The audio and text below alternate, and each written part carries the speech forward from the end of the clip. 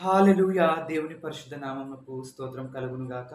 ఈరోజు దేవుని వాగ్దానము 23వ కీర్తన 1వ వచనము. యెహోవా నా కాపరి నాకు లేమి కలగదు. ఆమేన్. హల్లెలూయా! అవునండి. ఆయన మనకు కాపరిగా ఉన్నారన్న సత్యం మీరు గ్రహిస్తున్నారా అండి?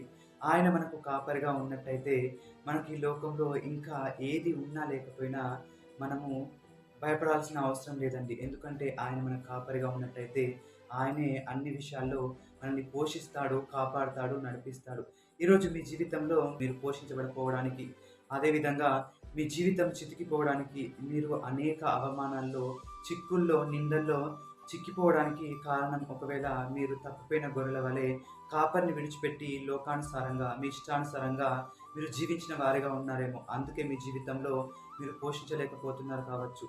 కానీ మనం ఎప్పుడైతే ఆయనను మనము కాపరిగా చేసుకుంటామో, ఆయనను మనం ఆశ్రయంగా చేసుకొని, ఆయన పైన మనము ఆధారపడుతూ, ఆయనకు అంగీకారమైన జీవితము, ఆయనకి ఇష్టానుసారమైన జీవితం మనం జీవించే వారిగా ఉంటామో, ఆయన మాట మనం వినేవారిగా ఉంటామో, అప్పుడు ఆయన మనకు కాపరిగా ఉంటాడు కాబట్టి, మన జీవితంలో మనల్ని ఆయన పోషిస్తాడు, కాపాడుతాడు, నడిపిస్తాడు.